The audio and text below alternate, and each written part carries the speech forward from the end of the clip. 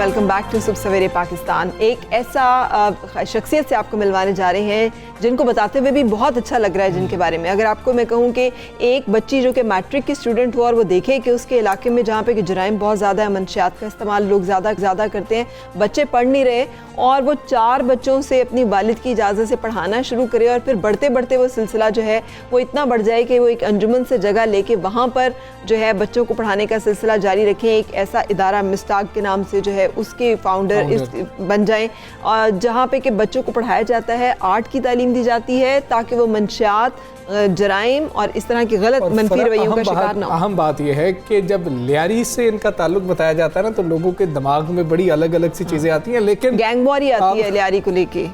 लेकिन हम देखें तो फुटबॉल टीम जो लियारी की थी उसके कितने चर्चे हुए और अब ये माहीन बलोच हैं जिनके चर्चे हो रहे हैं और हम बहुत खुश हैं। माहीन को इंट्रोड्यूस करवाते हैं, उनसे ही बात करते हैं। जी अस्सलाम वालेकुम, thank you very much for joining. बहुत कमाल काम है जो कि आप कर रही हैं यहाँ पे बच्चों को पढ़ा के। तो हमने कुछ तो शेयर किया कि ये थॉट कैसे आया आपके जहन में, मजीद कहानी आपसे सुनना चाहेंगे। वालेकुम अस्सलाम, आपका ही बहुत शुक्रिया कि आपने मुझे अपने शो में लाइव लिया। बेसिकली ये चीज़ मैंने जब स्टार्ट की क्योंकि ये चीज़ें मैंने खुद ही फेस कर चुकी थी। जाहिर सी बात है, आप जहाँ रह रहे हो आपको वहाँ के चीज़ों के बारे में आपको अंदाज़ा हो जाता है। तो मैं देखती थी कि जो चीज़ें मुझे प्रोवाइड होती थी, मतलब मेरे पेरेंट्स के थ्रू, जैसे मैं स्कूल जाती थी और भी काफ़ी एक्टिविटीज़ करती थी, तो मैंने सोचा कि क्यों ना हमारे एरिया में मतलब ऐसे बच्चे, क्यों ना हम इनको खुद चेंज करें। मतलब अक्सर ऐसे होता है कि लोग वेट करते हैं कि कोई आके हमारे प्रॉब्लम सॉल्व करे।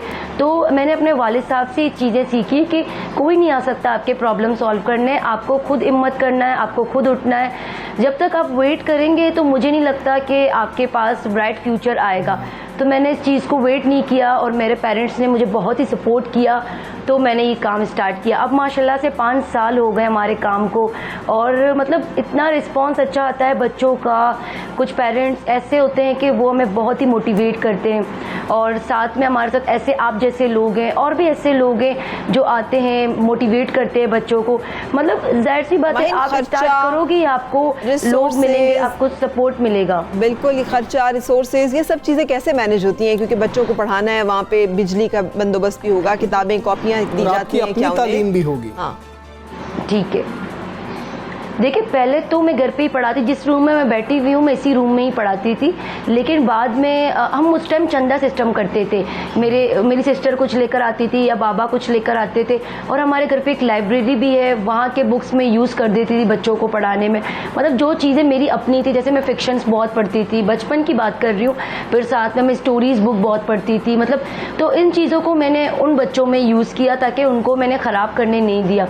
फिर इसके साथ जब मिस्ताक फाउंडेशन, जब हम अंजुमन चले गए तो वहाँ पे मैंने अपना फेसबुक पेज बनाया, तब मैंने फेसबुक यूज़ करना सीखा। मतलब ये भी चीज़ें मैंने खुद भी एक्सपीरियंस की, पहले मुझे नहीं आती थी। फिर मैंने इस फेसबुक में अपनी आवाज़ आगे बढ़ाई कि भाई हम पढ़ा रहे हैं, आप हमें ये सब प्लीज़ डोनेट कर दे। तो वहाँ भी कॉमन लोगों ने, मतलब आम लोगों ने हमें हेल्प किया या कुछ TCS भेजते थे इस तरह से। मतलब कोई प्रॉपर सिस्टम नहीं है चीज़ों का, लेकिन जब भी हमें कोई चीज़ की ज़रूरत होती है हम अपने पेज पे, इंस्टाग्राम पे, फेसबुक पे, यूट्यूब पे चला देते हैं और लोग हमें आके हेल्प कर देते हैं। कहाँ तक पढ़ा रही हैं, ये क्या सिलसिला होता है? क्या प्राइमरी तक है, मिडिल तक है, मैट्रिक तक है, O लेवल, A लेवल भी कर रहे हैं बच्चे? और बच्चे जो हैं वो कितने नंबर लेते हैं, कैसे वो इसको फील करते हैं आगे निकलने के मामले को तालीम में? पहले तो हमारी ये था सिर्फ हम प्राइमरी बच्चों को ट्रेन करते थे, फिर उन्हें लियारी में और स्कूल भी हैं, जैसे गवर्नमेंट स्कूल में भी मैंने एडमिशन करवा देती थी क्योंकि कुछ ना होने से कुछ होना बेटर है। तो अब जैसे 2 साल से, अब तो इस साल कोरोना की वजह से बहुत डिस्टर्ब था, लेकिन पिछले साल हमने सेकेंडरी क्लासेस भी स्टार्ट करवाई थी। उसमें हमने उन बच्चों को मैट्रिकुलेशन करवाया जो बच्चे अपनी तालीम छोड़, मतलब जिन्होंने अपनी तालीम छोड़ दी। मतलब ऐसी लड़कियाँ थी जो घर पर बैठी थी कुछ प्रॉब्लम की वजह से। जाहिर सी बात है, एक तो फीस इतनी ज़्यादा हो गई है तो बच्चे नहीं पढ़ पाते और बहुत भी पर्सनल इश्यूज भी हो जाते हैं। तो हमने उन बच्चे और बच्चियों को मैट्रिक करवाया और अब तो कॉलेज के ही बच्चे आते हैं हमारे पास, उनको भी हम फ्री ट्यूशन दे देते हैं क्योंकि एक तो कोचिंग की फीस बहुत ज़्यादा। सिलेक्शन कैसे करती हैं माहीन? क्योंकि वो जुवेनाइल्स भी तो होते हैं ना, बाजू का जुवेनाइल का एक मसला भी आ जाता है कि जराइम में बच्चे जो है जल्दी पड़ जाते हैं, मनशियात का इस्तेमाल कर रहे होते हैं, स्ट्रीट से पिक करती हैं, वालिदैन खुद लेकर आते हैं। कैसे ये इन बच्चों को आप मतलब इकट्ठा करती हैं, किस क्राइटेरिया पर? हमारे पास इस तरह से होते हैं ना, एडमिशन आती है तो हम वेटिंग लिस्ट में बच्चों को डालते हैं, फिर उनके इंटरव्यूज़ होते हैं। लेकिन ज़्यादातर बच्चे अभी मतलब जितने टाइम से मैं फेसबुक पे बहुत एक्टिव रही हूँ तो इस वजह से भी काफ़ी लड़के और लड़कियाँ मुझसे बहुत ही कनेक्ट थे। मतलब उनको बहुत मोटिवेशन मिलती थी कि एक छोटी सी एरिया से मतलब एक लड़की कर सकती है तो हम क्यों नहीं कर सकते। वो बच्चे खुद ही आते हैं। मतलब अभी तो कोरोना से पहले की बात है, इतनी सारी एडमिशन थी कि मैंने बिल्कुल उन्हें रोक भी दी थी क्योंकि हमारे पास स्पेस इतना बड़ा नहीं है कि हम उन बच्चों को पढ़ा। तो हमने 3 शिफ्टें लगाते थे। मतलब मेरे टीम को मैं सलाम करती हूँ कि वो बिना पैसे के, मतलब कुछ भी उन्हें नहीं मिलता, जस्ट घर की चाय मिलती है जो मेरी मम्मा लेकर आती हैं। मतलब वो 3 शिफ्टें ही मेरे साथ होती है और 3 शिफ्टों में ही बच्चों को पढ़ाते हैं। मतलब अब माशाल्लाह से चीज़ें बहुत चेंज है। अगर मैं पहले की बात करूँ तो पहले हालात खराब थे, बिल्कुल मैं मानती हूँ, लेकिन लियारी में पहले भी ऐसे बहुत ज़्यादा लोग थे जो बहुत टैलेंटेड थे।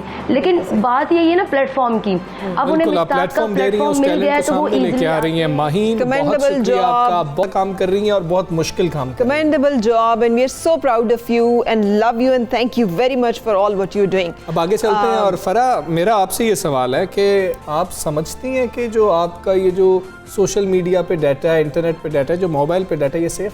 मैं वैसे ये नहीं समझती, इसलिए मैंने कभी सोशल मीडिया को इतना ज़्यादा इस्तेमाल नहीं किया। अच्छा, बहुत से लोग हैं जो ये समझते हैं और मैं खुद ये समझता था कि बिहाइंड के, और शुक्र है कि मुझे नहीं अच्छा लगता कि आप खाना खा रहे हैं तो उसकी तस्वीर डाल रहे हैं, आप कहाँ जा रहे हैं तो उसकी तस्वीर डाल रहे हैं। मुझे ये सारी चीज़ समझ में नहीं आती। लेकिन अब जो कहानियाँ सामने आई हैं उसमें गूगल खुद ये बात साबित कर रहा है कि उसके सारिफीन की मालूमात चोरी होती हैं। हाँ जी। हम जो समझते हैं ना कि हम मोबाइल से व्हाट्सएप से कॉल्स कर रहे हैं, हाँ, तो ये सब बहुत सेफ है, सिक्योर है, पासवर्ड इनके जो है बड़े इंटैक्ट हैं। अब पता चला कि ये मालूमात के अपने कोई भी फ़रोख्त भी कर सकता है और तमाम ऐप्स जो हैं जो गूगल उसके सिस्टम के तहत काम करती हैं, एंड्रॉयड सिस्टम के तहत काम करती हैं, उनकी मदद से फ़ोन पे होने वाली हर हरकत और हर अमल जो है वो गूगल सर्वर पर ज़ख़ीरा होता है, जहाँ से वो लीक भी हो सकता है, जहाँ से वो चोरी भी किया जा सकता है। व्हाट्सएप के ऊपर बड़े सवालात उठ रहे हैं, इसी पर बात करेंगे। Digital rights expert Usama Khilji साहब हमारे साथ मौजूद हैं। उसामा साहब, बहुत शुक्रिया आपका। उसामा साहब, ये बताइएगा कि पहले व्हाट्सएप की बात कर लेते हैं। सबसे ज़्यादा सेफ समझा जाता था व्हाट्सएप को, लेकिन भारत में एक ऐसा वाक़या हुआ जिसके बाद पता लगा कि चैट लीक हो गई। क्या वो जो आपकी चैट है, पर्सनल चैट, वो भी सेफ नहीं है? जी, काफ़ी सवालात उठे रहे हैं और हमने व्हाट्सएप के हैक में देखा है कि एक कंपनी है NSO जो एक हैकिंग सॉफ्टवेयर बनाती है, जिसके तहत अगर हुकूमत या रियासत के पास ये सॉफ्टवेयर आ जाती है तो मुल्क में किसी के व्हाट्सएप को भी हैक कर लेते हैं। तो ये भारत में जो हुआ था वो क्या करते थे कि एक वीडियो कॉल आपको मिस होती थी और उसके ज़रिए सिस्टम में आपके एक वो मैलवेयर लीक हो जाता था, एक वायरस, जिसके ज़रिए आपके पूरे मोबाइल फ़ोन में जो डेटा है उसका एक्सेस हैकर को मिल जाता था, जो कि अक्सर तौर पे रियासत और हुकूमत भी हो सकती है। तो ये इस तरह की जो है काफ़ी वो आते हैं। और हम टेक्नोलॉजी को अगर देखें, जो आपकी सिक्योरिटी अपडेट्स आती हैं एप्लीकेशंस की और आपकी एंड्रॉयड या एप्पल की, वो इसीलिए आती हैं क्योंकि हर वक्त जो है कोशिश की जा रही होती है इन कंपनियों की तरफ से कि ज़्यादा से ज़्यादा सिक्योर होता रहे, क्योंकि ये अटेम्प्ट्स करते रहते हैं कि किस किस्म से इसमें सिक्योरिटी लूप होल्स निकल सकते हैं। तो इसी वजह से हमें पूरी से पूरी एहतियात करनी चाहिए कि हमारा जो डेटा है, हम अपना ज़ाती डेटा जो सेंसिटिव है वो अपने मोबाइल फ़ोन या कंप्यूटर पर ना रखें।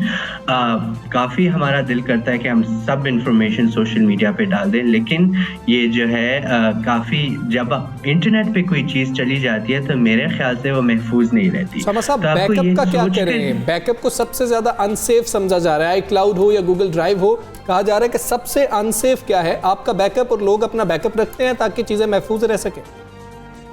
जी, सबसे ज़्यादा सेफ आपका बैकअप अपनी USB या एक्सटर्नल हार्ड ड्राइव में ही हो सकता है, जिसमें इंटरनेट का एक्सेस ना हो। क्योंकि आपके जब क्लाउड पे, गूगल पे या एप्पल पे या दूसरे ड्रॉपबॉक्स वगैरह लोग इस्तेमाल करते हैं, उसके ज़रिए जो है वो ऑब्वियसली इंटरनेट के ऊपर बेस्ड होता है, और इंटरनेट के ऊपर हमें पता है कि वल्नरेबिलिटी कितनी है और उसको लीक होने की या हैक होने की चांसेस बहुत ज़्यादा हैं। तो कुछ रिकमेंड कीजिएगा, कुछ रिकमेंड कर दें। जी, मैं ये कह रहा हूँ, आप USB या एक्सटर्नल हार्ड ड्राइव पे अपनी जो है फोटोज या सेंसिटिव डॉक्यूमेंट्स बैकअप किया करें। आप इंटरनेट बेस्ड क्लाउड पे अपना बैकअप ना करें क्योंकि वो हमेशा वल्नरेबल होता है। ठीक है, हम ऐप्स कुछ डाउनलोड करते हैं फरा, और उसके हवाले से कुछ मसाइल आते हैं कि ऐप्स के पास हमारा डेटा चला जाता है, जो हम ऐप्स मोबाइल में कर रहे होते हैं, हम अग्री कर जाते हैं जो उनकी तमाम टर्म्स एंड कंडीशंस होती हैं, उस बारे में क्या करना चाहिए? देखिए, सारी जो सोशल मीडिया कंपनीज है ये हमारे लिए मुफ्त होती हैं, लेकिन अगर आप देखें कि दुनिया की सबसे बड़ी और सबसे वैल्यूबल कंपनीज भी यही इंटरनेट कंपनीज हैं, क्योंकि वो हमारा जो पर्सनल डेटा है उनको बेचती हैं एडवर्टाइजर्स को, जो फेसबुक, गूगल वगैरह पे आपको एड्स आते हैं और आप सोचते हैं ये तो मुझसे बहुत ज़्यादा रेलिवेंट एड है। तो वो इसीलिए होता है क्योंकि आपकी जो प्रोफाइल पे इंफॉर्मेशन होती है उसकी बुनियाद, उसको बेचा जाता है और उसकी बुनियाद पे एड्स आपकी तरफ आते हैं। तो इसीलिए आप कम से कम जो अपनी इंफॉर्मेशन डालेंगे ऐप पे, कम से कम ही आपका जो है डेटा कॉम्प्रोमाइज होगा इस तरह। जहाँ तक बात है ऐप्स की, बिल्कुल ऐप्स में ये है कि वो अपने मोबाइल फ़ोन में सारी परमिशंस मांगता है, तो आपकी कैमरा, आपके कॉन्टैक्ट्स, आपका माइक्रोफोन की परमिशन चली जाती है। तो जो मुश्किल सा काम है लेकिन जो सिक्योर काम है वो यही है कि आप अपने कंप्यूटर पे, ब्राउज़र पे इन ऐप्स का इस्तेमाल करें। मिसाल के तौर पर अगर फेसबुक या ट्विटर, गूगल इस्तेमाल करें, लेकिन आप जब मोबाइल फ़ोन पे उसकी ऐप डालेंगे तो आप उसकी परमिशंस देखें, आप ज़्यादा से ज़्यादा परमिशंस उन ऐप्स को दे रहे हैं। ठीक है, ये कनेक्टिविटी जो आजकल के दौर की है, ये मुमकिन है इन तमाम हिफाजती इक़दामात के साथ जो कि आप इस वक्त बता रहे हैं हमें, और मज़ीद अगर कुछ ऐसी एहतियाती टिप्स आप देना चाहें तो ज़रूर दें, हमारे व्यूअर्स के साथ शेयर करें। जी बिल्कुल, मैं सबसे पहले यही कहूँगा कि जो मैंने पहले भी कहा, अपनी ज़ाती इन्फॉर्मेशन कम से कम डालें, अपनी लोकेशन, अपनी फैमिली की तस्वीर, आपकी मूवमेंट, इस तरह की इन्फॉर्मेशन आप सोशल मीडिया पे ना डालें क्योंकि लोग आपको आराम से, आसानी से स्टॉक कर सकते हैं। और दूसरा, आप अपना पासवर्ड स्ट्रॉन्ग रखें। जब पासवर्ड आप रखते हैं, आप 2 स्टेप वेरिफिकेशन जो होता है जिसमें आपके मोबाइल फ़ोन पे एक टेक्स्ट मैसेज पे कोड आता है और फिर आप एक्सेस कर सकते हैं, वो ज़रूर रखें ताकि आपका अकाउंट कभी हैक ना हो सके। और तीसरी बात यह है कि आप कम से कम मोबाइल फ़ोन पे अपनी इंफॉर्मेशन इंटरनेट के क्लाउड पे रखा करें। आप फिजिकल बैकअप रखें जिसमें आप USB या हार्ड ड्राइव पे जो है अपने इंफॉर्मेशन बैकअप करते हैं ताकि कम से कम इंफॉर्मेशन शेयर करें। उसामा खिलजी साहब, बहुत शुक्रिया आपका। फरा, ये जो फीलिंग हैप्पी विद 32 अदर्स वाले हैं ना, वो ज़रा सोच लें, अपनी हर बात शेयर ना किया करें। अब मतलब ये सिर्फ वो नहीं, बल्कि मुझे तो लगता है कि आजकल लोगों को ना एक अजीब सा क्रेज़ है। तो यकीनी तौर पर हर चीज़ के कुछ साइड इफ़ेक्ट्स भी होते हैं और वो साइड इफ़ेक्ट्स अब सामने आना शुरू हो गए हैं। कनेक्टिविटी अच्छी बात है मगर इतनी ज़्यादा कनेक्टिविटी भी नहीं। मौसम कुछ तब्दील हो रही है, मौसम जो है वो तब्दील हो रहा है और मौसम की तब्दीली के साथ जो है एक चीज़ जो सैलाब की वजह से तबाहकारी हुई है ना, उसमें सब्जियां बहुत महंगी होगी। लास्ट टाइम कब जाके टमाटर लिए थे? मैंने कल लिए हैं जाके। कितने के थे? 120 के, है ना? और भिंडी कितने की थी? भिंडी नहीं मैंने ली। भिंडी आपने लिया तो आप मुझे बताएं। नहीं, मैंने भी नहीं ली, लेकिन मुझे ये पता है कि भिंडी के रेट बहुत ज़्यादा बढ़ गए हैं पहले की निस्बत अब, और अदरक के भी बहुत ज़्यादा बढ़ गए हैं। लेकिन अब क्या किया जाए कि मौसम चेंज हो रहा है, कोविड की भी बात की जा रही है कि कोरोना जो है उसकी दूसरी लहर का खदशा है। इस मौसम में वैसे ही फ्लू और ज़ुकाम और इस तरह के मामलात होते हैं, तो हम इस हवाले से आपको कुछ टिप्स देंगे अभी। और इसके लिए हमारे साथ हैं साबिक चेयरमैन नेशनल तेब काउंसिल हकीम रिजवान साहब। अस्सलाम वालेकुम हकीम रिजवान साहब, बताइएगा सर, अदरक के क्या फ़वाइद हैं और कैसे इस्तेमाल किया जाना चाहिए? देखिए, अदरक जो है ना, ये हंडिया में तो हम लोग इस्तेमाल करते हैं, अरबी में इसको जंजीबील कहते हैं और इंग्लिश में इसको जिंजर कहते हैं। और जब इसको खुश्क कर लेते हैं, सूख जाता है, फिर इसको हम सूंड कहते हैं। सूंड पंजाबी में और या सूंड उर्दू में, ठीक है। और सूंड की शक्ल में फिर हर्बल मेडिसिन में इस्तेमाल होता है। ये एक पौधे की जड़ है। इस सफ़ेद रंग का अदरक जो है ये फार्मी अदरक होता है, इसको काटने में भी ज़रा आसानी होती है। और जो ब्राउन रंग का अदरक है वो देसी अदरक है, उसको काटने में भी ज़रा मुश्किल पेश आती है। इसमें इसका मजाज जो है गर्म और खुश्क है, दूसरे दर्जे का गर्म और पहले दर्जे का खुश्क है इसका मजाज। और ये जो है सर्दियों में ख़ास तौर पे इसका इस्तेमाल हंडिया में जो हम इस्तेमाल करते हैं वो हंडिया के जायके के लिए, हंडिया में लिज्जत आती है। और बादी जिस्म, वो जो गोश्त का या गोभी में डालते हैं उसका बादीपन मारता है। लेकिन इसको कुछ कामों में भी तो इस्तेमाल किया जाता है, नज़ला जुकाम से बचाव के लिए, ये जैसे कोविड है। जी बिल्कुल, जी कोविड में भी इसको हमने बहुत इस्तेमाल कराया, लोगों को इसको हमने गाइड किया है। इसका जो अदरक और बड़ी इलायची और दालचीनी का कावा, ये पट्ठों को ताकत देता है, असाब को ताकत देता है और इम्यून सिस्टम को स्ट्रॉन्ग करता है। और अदरक को सैलड के तौर पर इस्तेमाल किया जाए तब भी उसको इम्यूनिटी को स्ट्रॉन्ग करता है ये। और अदरक को मुख्तलिफ चीज़ों में, जैसे जोड़ों की दर्दें हैं और उसमें तिलों के तेल में इसको सूंठ को 100 ग्राम सूंठ और 300 ml तिलों का तेल उसमें हल्की आंच पे पका लिया जाए 15 से 20 मिनट, उसको फिल्टर करके रख लें। जोड़ों के दर्द के लिए, अंदरूनी चोटों के लिए, पट्ठों की ताकत के लिए, असाबी ताकत के लिए इसका मसाज जो है वो बेहतरीन चीज़ है। ख़ास तौर पे ख़वातीन जो एड़ियों के दर्द बताती हैं रात सोते वक्त एड़ियों पे उसका मसाज करके ऊपर कॉटन की सॉक्स पहन लें तो एड़ियों का दर्द उससे जाता रहता है। ठीक है। फिर अदरक का पानी, ताज़ा अदरक का पानी 1 चम्मच और अदरक गुलाब। सब बता दीजिएगा किस हवाले से? दूध और चाय में भी इसका इस्तेमाल किया जाता है गले। अदरक वाली चाय बहुत आजकल जो है वो पी जाती है, लोग मसाले वाली चाय के नाम से बड़े शौक से पीते हैं। अदरक के तो अभी तो इसके टी बैग भी इसके आ गए हैं। टी बैग के तौर पे जो लोग कावा पीते हैं, अगर अदरक का वो सूंड का जो टी बैग मिलते हैं मार्केट में, उसका अगर टी बैग इस्तेमाल करें कावे के तौर पे वो ज्यादा बेहतर है। और फिर अदरक को जो है ना इसके कोविड के हवाले से दिन में कम से कम 2 दफ़ा आधी इंच का टुकड़ा अदरक का, बेशक वो ताज़ा अदरक ले लें या सूंड की शक्ल में ले लें, उसको ज़रा बारीक जो दरबड़ सा करके कूट कर हल्का सा उसका कावा बना के पिया जाए सुबह और शाम 2 टाइम उसके लिए। फिर अदरक का कावा जो है ना ये टीबी के लिए बड़ा अच्छा है। टीबी के जो मराज हैं जो मरीज़ है वो उसका इस्तेमाल करें 2 दफ़ा दिन में। फिर अदरक की चटनी बनाई जा सकती है, उसमें उसको जायका बेहतर करने के लिए उसमें थोड़ी सब्ज़ इलायची डाल लें, उसका जायका अच्छा हो जाए, क्योंकि इसका जायका बड़ा तेज़ होता है और खुशबू भी इसकी तेज़ है, तो उसको माइल्ड करने के लिए और मुफर्रब भी बन हो जाती है।